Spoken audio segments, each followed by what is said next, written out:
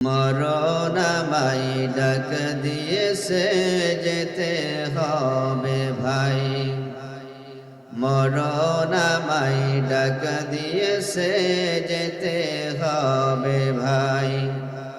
পরকালে দেখা হবে এখন চলে যাই, পরকালে দেখা হবে এখন চলে যাই। মরণ আমায় ডাক দিয়েছে যেতে হবে ভাই, মরণ আমায় ডাক দিয়েছে যেতে হবে ভাই। যে ডাকের সাড়ায় আমায় দিতেই হবে, থাকিতে পারিব না আর মিশে এই ভবে। ভাবিনি অসময়ে ডাকিবে আমায়, করিনি ঈমান আমল কি হবে উপায়। যে ডাকের সাড়ায় আমায় দিতেই হবে, থাকিতে পারিব না আর মিশে এই ভবে। ভাবিনি অসময়ে ডাকিবে আমায়, করিনি ঈমান আমল কি হবে উপায়। তওবা করার সময়টাও এখন আমার নাই, তওবা করার সময়টাও এখন আমার নাই। মরণ আমায় ডাক দিয়েছে যেতে হবে ভাই, মরণ আমায় ডাক দিয়েছে যেতে হবে ভাই। পাড়া পড়শি ভাই বোনার ঘরের সুন্দর বিবি, কিছুদিন পরে ভুলে যাবে যত আপন ভাবি। রেখে যাওয়া সম্পদ তারা নিয়ে যাবে লুট করে, আমি পাপী থাকব পড়ে অন্ধকার কবরে। এই পৃথিবী কারোর জন্য নয় তো চিরস্থায়ী, এই পৃথিবী কারোর জন্য নয় তো চিরস্থায়ী। মরণ আমায় ডাক দিয়েছে যেতে হবে ভাই, মরণ আমায় ডাক দিয়েছে যেতে হবে ভাই। আমার প্রিয় বন্ধুগণ, আল্লাহ পাক রব্বুল আমিন ঘোষণা করেন, ফামান তাবিয়া হুদায়া ফালা খাউফুন আলাইহিম ওয়ালা হুম ইয়াহজানুন। বলে আল্লাহু আকবার। আল্লাহ পাক রব্বুল আমিন ঘোষণা করেছেন, মহাগ্রন্থ আল কোরআন আমি আমার বান্দার জন্য এমন ভাবে প্রেরণ করেছি, গোটা জীবনটাকে পরিবর্তন করার জন্য, অশান্ত পৃথিবীটাকে শান্ত করার জন্য আমি আল্লাহ পাক রব্বুল আমিন কোরআনকে প্রেরণ করেছি। প্রশ্ন আসতে পারে, হুজুর কোরআন অনুযায়ী যদি আমরা আমাদের জীবনটাকে পরিচালিত করি, আমাদের জন্য লাভ না লস? আল্লাহ পাক রব্বুল আমিন এই আয়াতের মাঝে আমাদের জন্য ঘোষণা করেছেন, আমার গোলাম আমার বান্দা যদি তোমরা কোরআন অনুযায়ী তোমাদের জীবনটাকে পরিচালিত করতে পারো, আমি আল্লাহ পাক রব্বুল আমিন এই আয়াতের মাঝে তোমাদের সুসংবাদ প্রদান করেছি দুইটা। কয়টা? এক নম্বরে সুসংবাদ হলো আল্লাহ তাআলা বলেন, ফামান তাবিয়া হুদাম, কোরআন থেকে যদি আমার কোন গোলাম আমার কোন বান্দা হেদায়েত প্রাপ্ত হয়ে যায়, আল্লাহ পাক রব্বুল আমিন ঘোষণা করেছেন, ফালা খাউফুন, আমার বান্দার জন্য কোনো ভয় নাই, ওয়ালা হুম ইয়াহজানুন, আমার বান্দার জন্য কোনো টেনশন করা লাগবে না। তাহলে আল্লাহ যদি বলেন যে কোনো ভয় নাই, কোনো টেনশন নাই, তাহলে এই পৃথিবীর সব মানুষ যদি আমাদের বিপক্ষে অবস্থান গ্রহণ করে, আর আল্লাহ পাক রব্বুল আমিন কোরআনুল কারীমের মধ্যে যে আশার বাণী আমাদেরকে শোনাচ্ছেন, ও ফতেপুর উত্তরপাড়া যুব সংঘ কর্তৃক আয়োজিত আজকের এই তাফসীর মাহফিলের, আজকের এই তাফসীরুল কোরআন মাহফিলের সব জনগণকে নিয়ে আমি কথা বলতে চাই, যদি পৃথিবীর সব মানুষ আমাদের বিপক্ষে অবস্থান গ্রহণ করে, আর আল্লাহ পাক রব্বুল আলামিন যদি আমাদের পক্ষ অবস্থান গ্রহণ করে আমাদেরকে আশার বাণী শোনায় যায়, পৃথিবীর কোনো মানুষের কোনো ক্ষতি করার কোনো সাহস শক্তি থাকবে না। একমাত্র আমাদের মুনিব আল্লাহ পাক রব্বুল আলামিন যদি আমাদের সহায় হয়ে যায়, পৃথিবীর কোনো মানুষের ভয়কে, কোনো রাইফেলের গুলি, কোনো বন্দুকের গুলিকে আমরা তোয়াক্কা করি না। এই পৃথিবীতে যদি ইসলামটাকে প্রতিষ্ঠা করার জন্য আমাদের বুকের তাজা রক্তকে বিলীন করে দিতে হয়, মাথায় কাফনের কাপড় বেঁধে যদি ময়দানে নামতে হয়, আমার সন্তানকে যদি এতিম করতে হয়, আমার স্ত্রীকে যদি বিধবা করতে হয়, মায়ের বুক যদি খালি করতে হয়, তবুও পৃথিবীর জমিনে ইসলাম থেকে প্রতিষ্ঠিত করার জন্য ময়দানে নামতে আমরা রাজি আছি। কেন? দুটো হাত উঁচু করে আল্লাহকে দেখিয়ে দেই। সম্মানিত হাজিরিন, আসুন আল্লাহ পাক রব্বুল আমিন মহাগ্রন্থ কুরআনুল কারীম আমাদের মাঝে প্রেরণ করে আল্লাহ পাক রব্বুল আমিন ঘোষণা করেছেন, তোমাদের কোনো ভয় নাই, তোমাদের কোনো টেনশন নাই। আজকে পৃথিবীর জমিনের মাঝে আমি একটা বাস্তব কথা আপনাদেরকে শোনাই দিতে চাই। 5 আগস্টের আগে কিছু মানুষ ছিল যারা আমাদেরকে বিভিন্ন ভাবে ওয়াজের ময়দানে বলেন, বিভিন্ন ভাবে এক শ্রেণীর মানুষ তারা উৎসাহ প্রদান করত। আজকে যখন পট পরিবর্তন হয়েছে, সময় পরিবর্তন হয়েছে, কিছু মানুষ আছে স্বার্থের জন্য, ক্ষমতার জন্য আজকে আর তারা আমাদের দুই চোখে ভালোভাবে দেখতে পারে না, ঠিক কিনা বলে? সম্মানিত হাজিরিন, একটা কথা মনে রাখবেন, সেই সময়ের আবু জেহেল, আবু লাহাব, উতবা, সাইবা, ওয়ালিদ বিন মুগিরার মতো বড় বড় কাফেরেরা তারা মানুষদেরকে কোরআন শোনা থেকে বিভিন্ন ভাবে তারা বাধা প্রদান করত, কিন্তু আপনার বাস্তবে দেখা যায় তারা মানুষদেরকে কোরআন থেকে বাধা শোনার পরও রাতের আধারে যে তারা মুহাম্মাদের বাড়ির চতুষ্পাশে ঘুরে ঘুরে তারা কোরআনুল কারীম তেলাওয়াত শুনতো, ঠিক কিনা বলেন? কিন্তু আজকের সেই নব্য ফেরাউন, সম্মানিত হাজিরিন, আমরা বুঝেছি যে ভার্সন দেখবেন বিভিন্ন অ্যান্ড্রয়েড সেট যারা টাচ ফোন চালায় তারা দেখবেন যে প্রতি বছর বছর ভার্সন পরিবর্তন হয়। কি পরিবর্তন হয়? সেট কিন্তু টাচ সেট আছে, এভাবে ঠেলবেন আপনার বিভিন্ন জিনিস আপনারা দেখতে পারবেন, কিন্তু মাঝে মধ্যে কি হয়, ভার্সন পরিবর্তন হয়।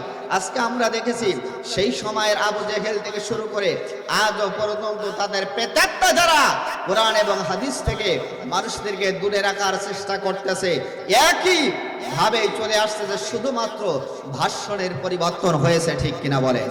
আমার প্রিয় বন্ধুগণ, আজকের এই তাফসীরুল কোরআন মাহফিল থেকে আমি সেই সমস্ত নব্য আবু জেহেল, নব্য ওয়ালিদ বিন মুগিরার উত্তরাধিকারীদেরকে জানিয়ে দিতে চাই, সেই সময়ের আবু জেহেল যেমন পৃথিবীর মধ্যে টিকে থাকতে পারে নাই, আবু লাহাব যেমন পৃথিবীর মধ্যে টিকে থাকতে পারে নাই, নবীর বা কোরআনের বাণী যেমন স্তব্ধ করে দিতে পারে নাই, আজও যারা বিভিন্ন ভাবে কোরআন হাদিসের বাণীকে নিভিয়ে দেওয়ার জন্য চেষ্টা করতেছে,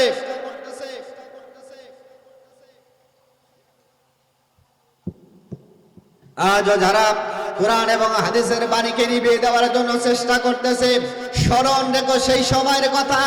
আবু জেহেল, আবু লাহাব, উতবা, সাইবা, ওয়ালিদ বিন মুগিরা যেমন পৃথিবীর মাঝে মুসলমানদের সামনে টিকে থাকতে পারে নাই, আজও তোমরা সেই জায়গা থেকে হুঁশিয়ার হয়ে যাও, তোমরাও কিন্তু পৃথিবীর মাঝে বেশি দিন টিকে থাকতে পারবে না, ঠিক কিনা বলেন? আমার প্রিয় বন্ধুগণ, আল্লাহ পাক রব্বুল আমিন ঘোষণা করেছেন, এই সমাজের মাঝে কত বড় বড় প্রভাবশালী নেতা সমাজের মাঝে কোরআনটাকে নিভিয়ে দেওয়ার জন্য চেষ্টা করেছে। যুগে যুগে প্রত্যেকটা নবী রাসূলকে তারা বিভিন্ন ভাবে লাঞ্ছিত, অপমানিত করার চেষ্টা করেছে। তারা যেমন পৃথিবীর মাঝে টিকে থাকতে পারে নাই, আজকে নব্য ফেরাউন, আবু জেহেল, উতবা, সাইবা, ওয়ালিদ বিন মুগিরার মতো বড় বড় কাফেরও তোমরা যারা পৃথিবীর মাঝে ঘুরে ফিরে কোরআনের বাণীকে স্তব্ধ করে দেওয়ার চেষ্টা করতেছো, অতীত থেকে শিক্ষা নাও, তারা যেমন পৃথিবীর মাঝে থাকতে পারে নাই, তোমরা কিন্তু পৃথিবীর মাঝে কোরআন হাদিসের বিরোধিতা করে বেশি দিন টিকে থাকতে পারবে না। এই পৃথিবীর মাঝে ইসলামের বাণীটাকে নিভিয়ে দেওয়ার জন্য চেষ্টা করেছিল ফেরাউন। সম্মানিত হাজিরিন, আমি মহাগ্রন্থ আল কোরআনুল কারীমের 28 নম্বর সূরা, সূরাতুল কসসের 4 নম্বর আয়াতে কারিমা তেলাওয়াত করেছি। আল্লাহ পাক রব্বুল আমিন ঘোষণা করেছেন, পৃথিবীর মাঝে ফেরাউন যখন মিশরে চলে গেল, এই সমাজের মানুষ যখন ফেরাউনকে কোনোভাবে সাপোর্ট করলো না। ফেরাউন যখন মিশরে চলে গেল, মিশরে চলে যাওয়ার পরে ফেরাউন সেই জায়গায় যে দেখলো কিছু কিছু মানুষদেরকে ফেরাউন বিভিন্নভাবে বিভিন্ন দলে তাদেরকে বিভক্ত করলো। তার মাঝে এক শ্রেণীর মানুষদেরকে ফেরাউন টার্গেট করলো, যেই শ্রেণীর মানুষেরা পৃথিবীর মাঝে আল্লাহ পাকের ঐশী বাণী মহাগ্রন্থর প্রচার মানুষের মাঝে করতেছে। এই সমস্ত মানুষদেরকে ফেরাউন ইন্ডিকেট করলো, টার্গেট করে করে পৃথিবীর মাঝ থেকে তাদেরকে বিভিন্ন ভাবে সরিয়ে দেওয়ার চেষ্টা করলো। সম্মানিত হাজরিন, শুধু তাই না, সেই সমাজের পুরুষদেরকে ফেরাউন ধরে ধরে হত্যা করতে শুরু করলো, আর নারীদেরকে ক্ষমতায় বসায়া এই সমাজ থেকে দিনটাকে ইসলামটাকে মুছে দেওয়ার পায়তারা চেষ্টা করেছিল। বলেন নাউজুবিল্লাহ। সম্মানিত হাজরিন, ফেরাউনের গোটা জীবনীটা সুন্দরভাবে আমি পড়ে দেখলাম। ফেরাউনকে আসলে আমরা যতটা খারাপ মনে করি, ফেরাউন কিন্তু এতটা খারাপ প্রকৃতির ছিল না। ফেরাউনকে খারাপ বানানোর মূলে যে ছিল, নাম হলো তার টাইকু হামান। কি বললাম?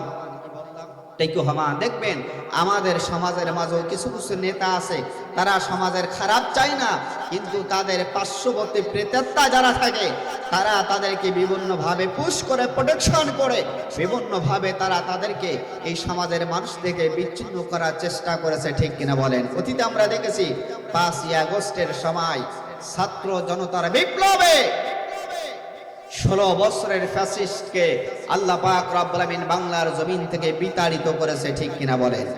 আমার প্রিয় বন্ধুগণ, ইতিহাস দেখলে লক্ষ্য করবেন, ফেরাউন যখন বয়সে ছোট ছিলেন, ছোট্টবেলা থেকে ফেরাউন এতটা উচ্ছৃঙ্খল প্রকৃতির মানুষ ছিল, এমন কোনো দিন ছিল না ফেরাউনের মা বাবার কাছে প্রতিনিয়ত 2-10টা নালিশ ফেরাউনের মা বাবার কাছে আসতো না।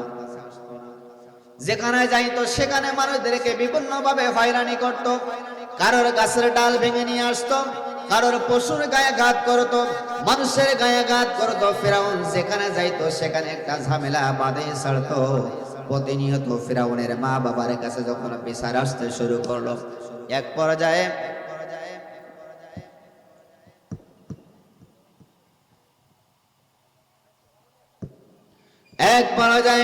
ফেরাউনের মা বাবা তাকে সিদ্ধান্ত গ্রহণ করলো, ওকে ছেলে হিসাবে স্বীকৃতি দেবে না। সন্তানটাকে যখন মা বাবা তাকে করে দিল, তাজ্যপুত্র করে দিল। ইতিহাসের সর্বপ্রথম আমাদের সমাজে এখন আর দেখা যায় না, আগে আমরা অতীতে শুনেছি মা বাবা সন্তানদের সাথে ভালো ব্যবহার না করলে মা বাবা সন্তানকে তাজ্যপুত্র করে দিত। এ ঘটনা আমরা শুনেছি না অনেকেই, তাজ্যপুত্র করে দিত। এই তাজ্যপুত্র সর্বপ্রথম সূচনা লাগলো না ফেরাউন থেকে। ফেরাউনের মা বাবা যখন ফেরাউনের এই যন্ত্রণা জ্বালা সহ্য করতে না পারলো, তখন ফেরাউনকে যখন তাজ্যপুত্র করে দিল, ফেরাউন চিন্তা করলো এই জনপদে আর তার মুখ দেখাতে চায় না। ফেরাউন চিন্তা করলো এই দেশ থেকে আমাকে বিতাড়িত হয়ে দেশ থেকে পালায়া আমাকে মিশরে যেতে হবে, কারণ এই দেশের মানুষ আমার সব কর্মকাণ্ড বুঝে ফেলেছে। এই দেশের মানুষ আমাকে আর সাপোর্ট করবে না, আমাকে আর অ্যাকসেপ্ট করবে না, গ্রহণ করবে না। ফেরাউন চিন্তা করলো আমি এই দেশের বর্ডার সীমানা পার হয়ে মিশরে চলে যাই। ফেরাউন যখন সীমানা বর্ডার পার হয়ে মিশরের দিকে রওনা হয়ে যাচ্ছেন, তিনি প্রতিমধ্যে যাওয়ার সময় চিন্তা করতেছেন যে এই মিশরের মানুষ যদি আমাকে যাইতে দেয়, চিনে ফেলে, তাহলে আমাকে তো হত্যা করে ফেলবে, মেরে ফেলবে। মুখে কালো কাপড় দিয়ে ফেরাউন মুখটা আপনার সুন্দর করে ঢেকে যখন মিশরের দিকে রওনা হয়ে যাচ্ছেন, মিশরের বর্ডার এলাকায় যখন ফেরাউন চলে গেল, দেখলো ওই সাইড থেকে ফেরাউনের মতো আরেকটা যুবক সে আস্তে আস্তে করে মিশরের বর্ডারের দিকে চলে আসতেছে।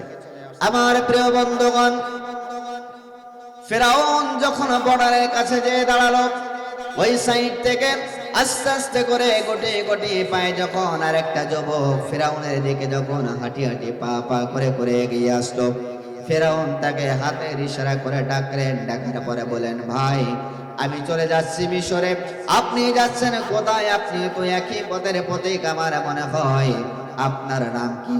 ওই যুবক ডাক দিয়ে বলো, ভাই আপনি যেমন সমাজ থেকে বিতাড়িত হয়ে মিশরে চলে যাচ্ছেন, আমার কর্মকাণ্ড ঠিকই একই। আমার মা বাবা আমাকে ঘর থেকে তাড়িয়ে দিয়েছে, তাই চিন্তা করতেছি এই দেশ পেরিয়ে আমি মিশরে যে আমার বাকি জীবনটা আমি কাটিয়ে দিব। বলতেছে ভাই তোমার নাম কি? ফেরাউন ডাক দিয়ে বলে আমার নাম ফেরাউন। তো তোমার নাম কি? ও বলতেছে আমার নাম হলো টাইকু হামান। কি নাম বললাম? টাইকু হামান। দুই বন্ধু বলতেছে আসো তাহলে আমরা দুই বন্ধু যখন একই পথের পথিক, দুই বন্ধু আমরা মিশরে পার হয়ে ওই সাইডে দিয়ে কোনো রকম কোনো কাজের সন্ধান পাই কিনা, আসো। দুই বন্ধু একই সঙ্গে চলে যায়। আমার প্রিয় বন্ধুগণ, লম্বা ইতিহাস। যখন দুই বন্ধু একই সাথে মিশরের বর্ডার পেরিয়ে মিশরের ভিতরে যখন প্রবেশ করলো, যাইতে যাইতে যখন সন্ধ্যা ঘনিয়ে আসলো, এবার টাইকু হামান ডাক দিয়ে বলছে বন্ধু আর তো সামনে অগ্রসর হওয়া যায় না, এখন কি করা যায়? আসো দেখি কোনো প্রকার কোনো জায়গায় কোনো খাদ্যর সন্ধান খুঁজে পাওয়া যায় কিনা। যাইতে যাইতে তারা মিশরে যখন ভিতরে যাওয়ার পরে একটা তরমুজ ক্ষেতের মধ্যে একটা মুরব্বী কাজ করতেছে।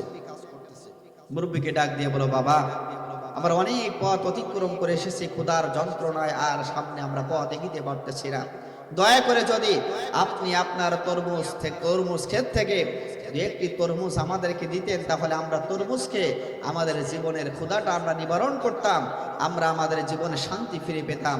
ওই মুরব্বী ডাক দিয়ে বলো ফাও তরমুজ দেওয়া যাবে না, যদি তরমুজ নিতে হয় তাহলে আমার ক্ষেতের মধ্যে কাজ করতে হবে, বিনিময়ে পারিশ্রমিক হিসাবে আমি তোমাদেরকে 2টা তরমুজ দিতে পারি। তো কি কাজ করতে হবে? মিশরে মরুভূমি এলাকা, পানি তো আমাদের বাংলাদেশের মতো যে জায়গায় দেখবেন সে জায়গায় পানি এরকম পানি পাওয়া যায় না, অনেক দূর থেকে পানি সংগ্রহ করে নিয়ে আসতে হয়। মুরব্বী ডাক দিয়ে বলল ওই দূরের কূপ থেকে যদি তুমি পানি সংগ্রহ করে নিয়ে এসে আমার প্রত্যেকটা গাছের গোড়ায় 2 বালতি করে পানি দিতে পারো। দেখা গেল ইতিহাসের মাঝে আসছে ওই বাগানের মধ্যে গাছ ছিল 1000 গাছ ছিল, প্রত্যেকটা গাছের গোড়ায় 2 বালতি করে পানি দিতে হবে। ফেরাউন আর টাইকু হামান তো দুইজনের মুখের দিকে তাকাতে শুরু করলো। একে তো সারাদিন করে কিছু খাই না, আর এই অনেক পথ অতিক্রম করে এসেছে পায়ে হেঁটে, আবার যদি এই রাতের আধারে আমাদেরকে প্রত্যেকটা গাছের গোড়ায় 2 বালতি পানি দিতে হয়, তো 10টা গাছের গোড়ায়ও দিতে পারবো না, আমাদের হার্ট অ্যাটাক করে যেখানে সেখানে মরে যেতে হবে। তারপরও চলো যাই আবার মুরব্বীর কাছে কোনো প্রকার বুঝাইয়া টুঝাইয়া তাকে 2টা তরমুজ আগে খাইতে পারে কিনা। শয়তান বদমাইশের কাজ যা। মুরব্বী মানুষের কাছে গেলেন, যাওয়ার পরে বলতে চাচাজি অন্তত 2টা তরমুজ আমাদেরকে দেন, এরপরে তরমুজ খাওয়ার পরে সারা রাত লাগলো আপনার গাছের গোড়ায় পানি না দিয়ে আমরা এখান থেকে অন্য কোথাও যাব না। আমার প্রিয় বন্ধুগণ, মুরব্বী সরল মনা মানুষ 2টা তরমুজ তাদের 2জনকে দিলেন। তরমুজটা খাওয়ার পরে ফেরাউন আর টাইকু হামান সারা রাত ধরে ধরে গাছের গোড়ায় সবগুলো গাছের গোড়ায় পানি দেওয়া শেষ। সকালবেলায় মুরব্বী যখন তরমুজ ক্ষেত পরিদর্শনে আসলেন দেখার জন্য, দেখলো 2টা যুবক সারা রাত ধরে ধরে সুন্দরভাবে গাছের গোড়ায় পানি দিয়ে সুন্দর রেডি করে রেখে দিয়েছে। আওদা মোতাবেক যদি কাজ করা হয় বলেন তো দেখে মালিকের মনে ভালো লাগবে না খারাপ লাগবে? ভালো লাগবে না? মালিকের মনে ভালো লাগলো, ডাক দিয়ে বলে বাহ তোমরা 2জন যুবক তো সুন্দর কাজ করতে পারো। এখন এই 2 বুদ্ধিমান তো চিন্তা করতেছে এই তো মুরব্বীকে সুন্দরভাবে বোঝানোর টাইম এসে গেছে। ডাক দিয়ে বললো চাচা হ্যাঁ আমরা সুন্দরভাবে কাজ করতে পারি, গায়েও বল শক্তি আছে, যদি আপনি দয়া করে আপনার এই তরমুজ বাগানের কর্মচারী হিসাবে আমাদেরকে নিয়োগ করেন তাহলে আমরা গোটা বাকি সময়টা আপনার এই তরমুজ বাগান আমরা কাটিয়ে দিতে চাই। মুরব্বী চিন্তা করলো আমারও তো কাজের লোকের দরকার, 2জন ব্যক্তিকে তরমুজ বাগানের আপনার দায়িত্ব হিসাবে যখন নিয়োগ করে দিলেন, 2 ব্যক্তি তরমুজ বাগানের মাঝে সুন্দরভাবে কাজ করতেছে। কাজ করতে করতে টাইকু হামান চিন্তা করতেছে এই তরমুজ বাগানে যদি সারাটা জীবন কাটিয়ে দেই তো জীবন শেষ হয়ে যাবে, কিন্তু 1টা টাকাও দেরি করতে পারবো না, এ তো পেটে ভাতা। কারণ মালিক যখন তাদেরকে তরমুজ বাগানের কর্মচারী হিসেবে নিয়োগ দিয়েছেন বলছেন কোনো প্রকার পারিশ্রমিক দিতে পারবো না, কাজ করবা বিনিময়ে পেটে ভাতা কাজ করতে হবে, কোনো প্রকার টাকাও চাইতে পারবা না। আমার প্রিয় বন্ধুগণ, 2জন ব্যক্তি তরমুজ বাগানের মধ্যে কাজ করতেছেন। কাজ করতে করতে ইতিমধ্যে টাইকু হামান বুদ্ধি বাইর করলো বন্ধ ফেরাউন তরমুজ বাগানের মধ্যে কাজ করে আমরা কোনো প্রকার প্রভাবশালী হতে পারবো না, টাকা পয়সার মালিক হতে পারবো না, তার সেইতে তুমি একটু তরমুজ বাগানের মধ্যে থাকো, আমি বাইরে যেয়ে দেখে আসি কোনো প্রকার চাকরির কাজের কোনো সন্ধান পাওয়া যায় কিনা। টাইকু হামান ফেরাউনকে তরমুজ বাগানে রেখে টাইকু হামান চলে গেলেন। যাওয়ার পরে দেখলো যে মিশরের সেই সময়ের তৎকালীন বাদশা তৈমুর মিশরের সরকারি গোরস্থানের দারোয়ান ইন্তেকাল করলো, সব জায়গায় লিফলেট ছাপিয়ে দিল, মিশরের সরকারি গোরস্থানের দারোয়ান নিয়োগ দেওয়া হবে। সব কিছু বৈশিষ্ট্য তিনি সেই লিফলেটের মধ্যে যখন দিয়ে দিলেন, টেকু রহমান পুরি দেখে যে এই মিশরের সরকারি গোরস্থানের দারোয়ান হিসাবে একমাত্র উপযুক্ত পারফেক্ট হলো আমার বন্ধু ফেরাউন। তাছাড়া এই যে আপনার সুন্দর দৃষ্টান্ত দেওয়া আছে, যেভাবে তার বিস্তারিত দেওয়া আছে, এই বিস্তারিত আমার দুই চোখে তো এই মিশরের কোনো মানুষকে আমি আর দেখি না। এখন ফেরাউন যখন মিশরের আপনার তরমুজ বাগানের মাঝে কাজ করতেছে, টেকু রহমান যখন যাওয়ার পরে ফেরাউনকে এই সুসংবাদ দিলেন, বন্ধু তোমার জন্য একটা চাকরির ব্যবস্থা করে এসেছি আমি। আমার মনে হয় ওই চাকরির পারফেক্ট উপযুক্ত তুমি ছাড়া আর কেউ নাই। কি চাকরি? মিশরের সরকারি গোরস্থানের দারোয়ান ইন্তেকাল করেছে, নিয়োগ হবে বাদশা তৈমুর, বিভিন্ন জায়গায় লিফলেট ছাপিয়ে দিয়েছে। এখন আমার মনে হয় এই মিশরের সরকারি গোরস্থানের দারোয়ান হিসাবে তুমি পারফেক্ট হয়ে যাবে। ফেরাউন চিন্তা করতেছে, আমার মিশরের কোনো বৈধ পরিচয় নাই, আমাকে কি সরকারি গোরস্থানের দারোয়ান হিসাবে নিয়োগ দিবে? টেকু রহমান বলতেছে, নিয়োগ দেবে তো তোমার এই দেহ দেখে আর গায়ের শক্তি দেখে। নিয়োগ কি তোমার বর্তমান সমাজে, আমাদের সমাজে প্রচলিত আছে, যদি কোনো প্রকার কোনো আমার মনে হয় বাথরুমের যদি সিকিউরিটির ব্যবস্থা সরকারি নিয়োগ থাকতো, তো ওখানেও মনে হয় 10 লাখ টাকা ঘুষ দিয়ে বিনিয়োগ হতো, ঠিক কিনা বলে? তাই না? এখন ঘুষ ছাড়া কোনো জায়গায় কোনো চাকরি নাই। তবে 5ই আগস্টের পরে অন্তত কিছুটা হলো শিথিলতা ফিরে এসেছে, ঠিক কিনা বলে? আমার প্রিয় বন্ধুগণ, টেকু রহমান ডাক দিয়ে বলুন, বন্ধু ফেরাউন, আগামীকাল লোক নিয়োগ হবে। মিশরের অনেক মানুষ সরকারি গোরস্থানের দারোয়ান হিসাবে নিয়োগের জন্য ওই জায়গায় মাঠে অনেক মানুষ উপস্থিত হয়ে যাবে। বন্ধু তুমিও যাও। আমার মনে হয় সব মানুষ চাইতে এই মিশরের সরকারি গোরস্থানের দারোয়ান হিসাবে তুমি পারফেক্ট হয়ে যাবে। আমার মনে বলতেছে তুমি ছাড়া আর সরকারি গোরস্থানের দারোয়ান হিসাবে কেউ নিয়োগ হবে না। ফেরাউন তিনি চলে গেলেন। আপনার যখন লাইনে দাঁড়িয়ে গেলেন, তৈমুর সব মানুষের মাপযোগ এবং সব মানুষের চেহারা সুরত দেখার পরে আস্তে আস্তে করে হাঁটতে হাঁটতে একেবারে লাইনের শেষে যে দাঁড়ানো ফেরাউনের দিকে তার নজর পড়ে গেছে। ডাক দিয়ে বলতেছে, এই ব্যক্তি হলো এই সরকারি গোরস্থানের দারোয়ান হিসেবে একমাত্র উপযুক্ত ব্যক্তি। আগামীকাল তোমার সরকারি গোরস্থানের সিকিউরিটি হিসাবে তোমাকে চাকরিতে নিয়োগ দেওয়া হলো, অ্যাপয়েন্টমেন্ট দেওয়া হলো, আগামীকাল থেকে তুমি চাকরিতে জয়েন করবে। ফেরাউন চলে আসলো, নমরুদের কাছে যেয়ে বলতে, টেকু রহমানের কাছে যেয়ে বলতেছে যে আমি তো সরকারি গোরস্থানের দারোয়ান হিসেবে নিয়োগ হয়েছি। বলতেছে, বন্ধু যাও, তুমি সরকারি গোরস্থানের দারোয়ান হিসেবে নিয়োগ হয়ে যাও, আমি বাকি অংশটা বাকি সময়টা এই তরমুজ ক্ষেতের মধ্যে কর্মচারী হিসাবে আমি কাটিয়ে দিই। আমার প্রিয় বন্ধুগণ, সরকারি গোরস্থানের দারোয়ান নিয়োগ হয়ে গেল ফেরাউন। কালের আবর্তনে ঘটনাক্রমে ওই মিশর এলাকার মাঝে একটা রোগ ছড়িয়ে পড়লো, যেই রোগ যার গায়ে অ্যাকশন হয়, যার গায়ে অ্যাটাক করে সেই ব্যক্তি মারা যায়। যেমন 2018 সাল, 19 সাল থেকে 22 সালের মাঝামাঝি সময় পর্যন্ত গোটা বিশ্ব জুড়ে একটা রোগের তাণ্ডব চলেছিল। পরন্ত দেখি রোগটার নাম কি? Corona virus. যার গায়ে অ্যাটাক করেছে সেই মৃত্যুবরণ করেছে। মিশরের সেই সময় ওই এমন একটা রোগ ছড়িয়ে পড়লো, যেই রোগটার তাফসীরের মাঝে এসেছে, রোগটার নাম হলো পেলেগ রোগ। কি রোগ বললাম? পেলেগ রোগ। যার অ্যাটাক হয়, যার ধরে সেই মৃত্যুবরণ করে। মৃত্যুবরণ করতে করতে মিশর এলাকার মাঝে এমন কোন জায়গা নাই যেই জায়গার মাঝে মানুষদেরকে দাফন করবে। ভয়ে কেউ তাদেরকে ছয়ও না।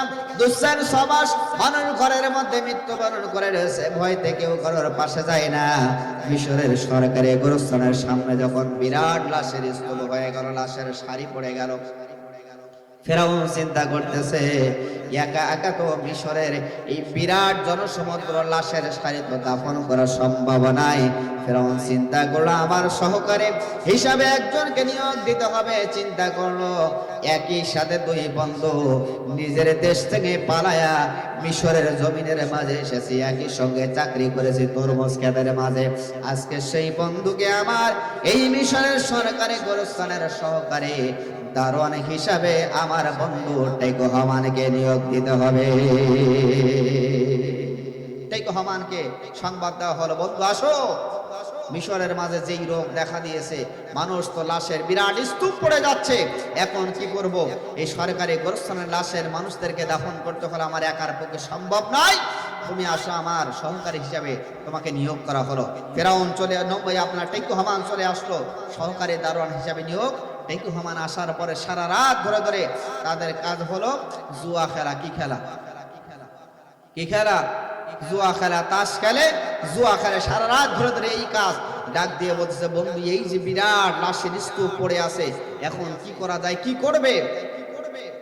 আমার মাথায় একটা বুদ্ধি আসছে। বুদ্ধিটা হলো এই, তুমি যে আমাকে 1 টাকার বদলে ধরে নেন, ওই সময় বলতেছে আমাকে 1 টাকার বদলে 5 টাকা দেবে, ওই ব্যক্তির স্বজনের লাশটা আগে দাফন করব। বলেন তো দেখি এই সিস্টেমটার নাম কি? সিস্টেম ঘুষ প্রথা। কি প্রথা? আজকে আমাদের সমাজের আল্লাহর ওলিরা আর ঘুষ খায় না, ঠিক কিনা বলেন? ঘুষ খায়? এখন আর কেউ ঘুষ খায় না। সম্মানিত হাজরিন, সর্বপ্রথম ঘুষের সিস্টেম চালু হলো মিস্টার ফেরাউনের আমল থেকে। কার আমল? মিস্টার ফেরাউনের আমল থেকে। আর ঘুষের বুদ্ধিটা যেই ব্যক্তি দিল সে হলো টেকু হামান। আমার প্রিয় বন্ধুগণ, ফেরাউন যখন সকালবেলায় উঠে গোটা মিশরের মাঝে প্রচার করে দিল, 1টা করে লাশ দাফন করলে 1 টাকা করে হাদিয়া দেওয়া হয়। যে ব্যক্তি 5 টাকা করে হাদিয়া দিতে পারবে, ওই ব্যক্তির স্বজনের লাশটাকে দাফন করা হবে। বলেন তো দেখি, কোটিপতি যারা আছে তারা কি আর জায়গায় বসে থাকবে? জায়গায় বসে থাকবে? যদি আপনার আমার কোনো আত্মীয় স্বজন হতো, তো আমরা চিন্তা করতাম 5 টাকা কেন, যদি 50,000 টাকা করে দিতে হয়, তা আমার বাবা আমার স্বজনের লাশটা আগে দাফন করুক, ঠিক কিনা বলেন? আমার প্রিয় বন্ধুগণ, ফেরাউন যখন এই ঘোষণা গোটা মিশরের মাঝে যখন প্রচার করে দিল, সব মানুষগুলো টাকা নিয়ে সরকারি গোরস্থানের মুখে হাজির হয়ে গেল। ডাকতে বলো, ফেরাউন আমি এই টাকা দিচ্ছি, আমার বাবার লাশ, আমার মায়ের লাশ, আমার ভাইয়ের লাশটাকে দাফন করো। এইভাবে যখন ফেরাউন টাকা নিয়ে নিয়ে যখন লাশ দাফন করা শুরু করলো, এক পর্যায়ে দেখা গেল ফেরাউন কোটি কোটি টাকা সম্পদের মালিক হয়ে গেল। অনেক সম্পদের মালিক হয়ে গেল ফেরাউন। সেই সময় যখন সম্পদের বিরাট মালিক হয়ে গেল, চেহারা সুরত বিরাট হাডি বডি লম্বা ফেরাউন, সেই সময় মিশরের বাদশা তৈমুর যখন কোনো কনফারেন্সে যেতেন, যখন কোনো রাষ্ট্রীয় সফরে যেতেন, মাঝে মধ্যে ফেরাউনকে সঙ্গে নিয়ে যেতেন। কারণ জীবনের ভয় তো একটা আছে, ঠিক কিনা বলেন? ফেরাউন বিরাট হাডি বডি সিকিউরিটির দায়িত্ব নিয়ে যখন ফেরাউনকে বিভিন্ন কনফারেন্সে নিয়ে যেতেন, তখন মিশরের বাদশা তৈমুর ফেরাউনকে বিভিন্ন জায়গায় তিনি বিভিন্নভাবে পরিচয় করে দিতেন। ঘটনাক্রমে মিশরের বাদশা তৈমুর যখন ইন্তেকাল করলো, ইন্তেকাল যখন হয়ে গেল, আবার তো মিশরের একজন বাদশাকে নিয়োগ করতে হবে।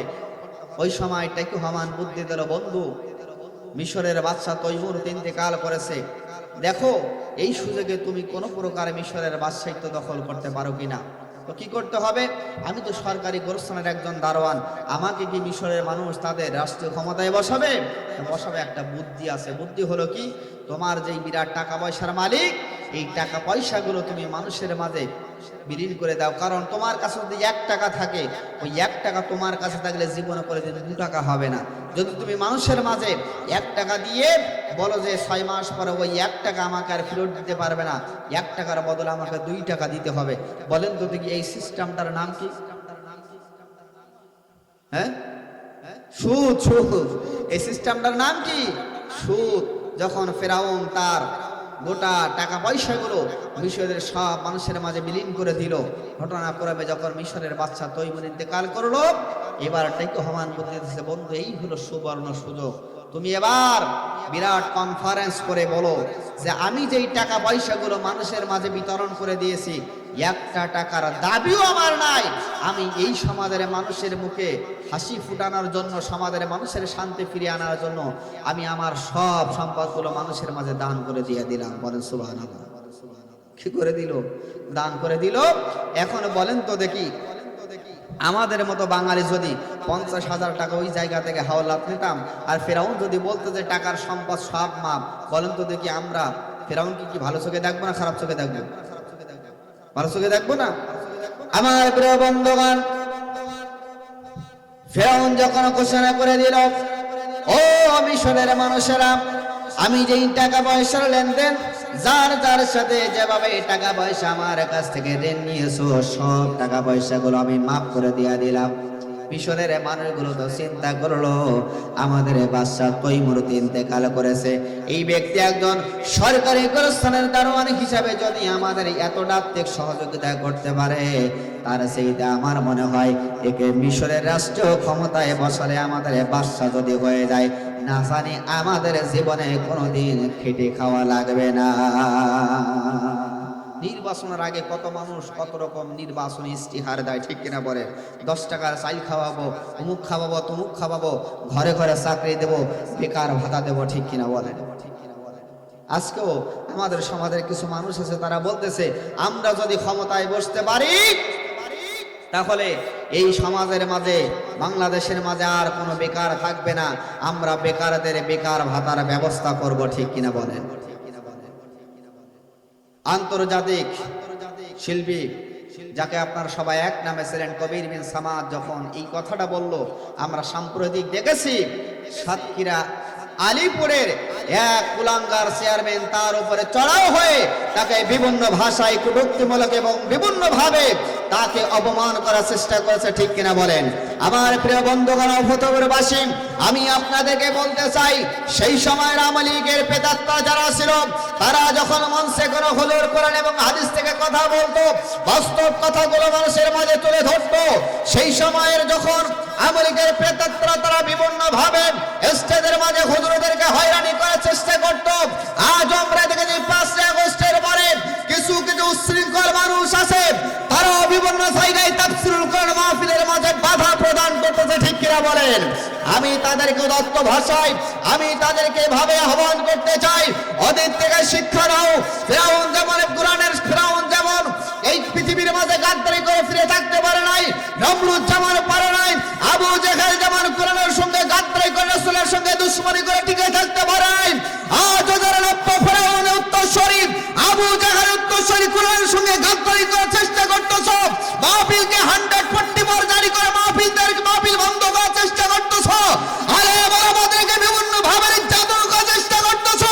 টুডে অ্যান্ড টুমরো, আজ কাল হোক, বাংলার মানুষ তোমাদের কই শেখ হাসিনার মতো কাপড় নেবার সময় দেবে না, ঠিক কিনা বলে? সুতরাং অতীত থেকে শিক্ষা নাও, কোরআনের সঙ্গে গাদ্দারি করে কোনো মানুষ টিকে থাকতে পারে নাই। এই কোরআন এমন একটা ঐশী মহাগ্রন্থ যেটাকে ফু দেওয়ার জন্য মানুষ এসেছে, সুতরাং কোরআনকে ফু দিলে কোরআন নিভানোর কোনো বাতি নাই। কোরআন যত ফু দেবে, কোরআন ওই ফুয়ের আপনার বাতাসে কোরআনের আগুন আরো বেশি অগ্নি স্ফুলিত হয়ে যাবে। বলেন আল্লাহু আকবার। সবাই একটু আওয়াজ দেয় নারায়ে তাকবীর, নারায়ে তাকবীর।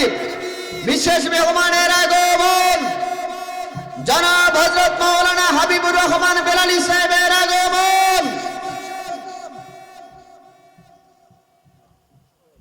সম্মানিত হাজিরিন, ফেরাউন যখন বলল আমি সব টাকা পয়সাগুলো আমি মানুষের মাঝে মাফ করে দিলাম, কোনো মানুষের কাছে আমার কোনো দাবি নাই, তখন মিশরের মানুষ চিন্তা করতেছে যে এর মতো জনসেবক জনদরদী মানুষ যদি আমাদের এই সমাজের নেতা হয়, বাদশা হয়, তাহলে আমাদের জীবনে কোনো দুঃখ দুর্দশা কিছু থাকবে না। আমার প্রিয় বন্ধুগণ, যখন ফেরাউন সেই সময়ের আপনার মন্ত্রী পদে সেই সময় যখন ফেরাউন মিশরের বাদশা পদে যখন নির্বাচন করলো, দেখা গেল যে ফেরাউনের ব্যালেটে আর ভোট ঢোকানোর কোনো জায়গা নাই, আর অন্য ব্যালেট বাক্সের মধ্যে একটা ভোটও পড়ে নাই।